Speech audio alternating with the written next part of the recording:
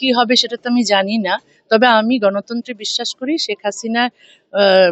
সরকারের শেখ হাসিনার পার্টির ওপর যে নিষেধাজ্ঞা আছে সেই নিষেধাজ্ঞা তুলে দেওয়া হোক এবং তাকে রাজনীতি করতে দেওয়া হোক।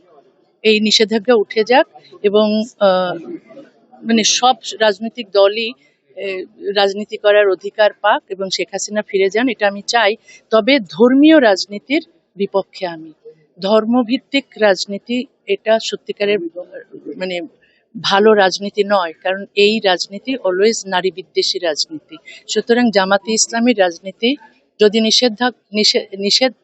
নিষিদ্ধ হয় তাহলে আমি আপত্তি করব না, কারণ তারা তারা শরিয়া আইন চায়, তারা নারী বিরোধী আইন চায়।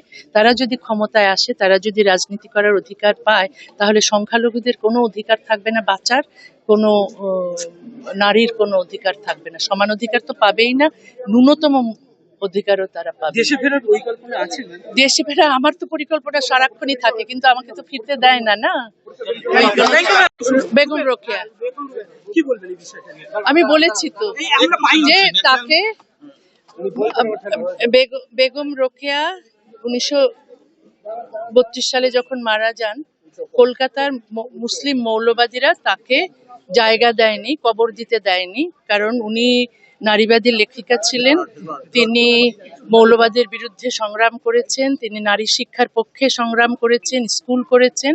সেই জন্য যারা নারী বিদ্বেষী মুসলিম মৌলবাদী তারা তাকে জায়গা দেয়নি মারা যাওয়ার পর ওখানে কবর দেওয়ার জন্য। তখন রাতের অন্ধকারে এই পানিহাটিতে এসে একজন ওখানে জায়গা দিয়েছিলেন, পানিহাটিতে এসে তার কবর হয়। সেই জন্য তাকে আমি এখানে শ্রদ্ধা জানাতে এলাম। এই কারণে আমি এই নারীবাদী লেখিকাকে সম্মান করি, শ্রদ্ধা করি। তিনি তার সময়ে সংগ্রাম করে গেছেন নারী শিক্ষার জন্য, এবং আমার এখানে আসাটা আরো মুসলিম মৌলবাদের বিরুদ্ধে একটা প্রতিবাদ হিসেবেই আমি এখানে এসেছি। ম্যাম, ইউসিসিআই নিয়ে আপনি বলছেন লাগু করা দরকার ভারত পাকিস্তান। হ্যাঁ, অবশ্যই, সব পৃথিবীর সব জায়গায়, কারণ এটা হচ্ছে ধর্মীয় আইন যদি থাকে তাহলে নারীরা কোনো সমান অধিকার পায় না।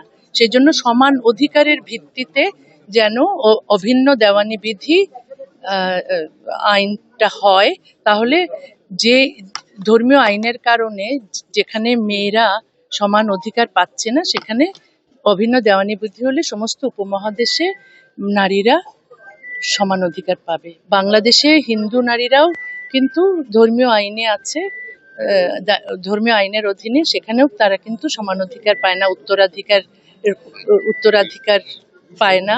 তারপর তাদের নানা রকম বৈষম্য আছে। সমস্ত বৈষম্য ঘুচে যাবে যদি অভিন্ন দেওয়ানি বিধি আসে। পৃথিবীর প্রতিটি সভ্য দেশে অভিন্ন দেওয়ানি বিধি আছে। কোনো আইন ধর্মীয় ভিত্তিতে হয় না।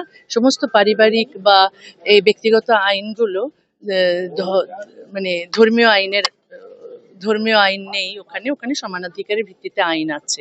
এই জন্য শুধু উপমহাদেশের নয়, সমস্ত পৃথিবীর জন্যই সভ্য হওয়ার জন্য, সমাজকে সভ্য করার জন্য, নারীর সমান অধিকারের জন্য, মানবাধিকারের জন্য অভিন্ন দেওয়ানি বিধি আনতেই হবে। বাংলাদেশে যদি শেখ হাসিনা ফিরে আসে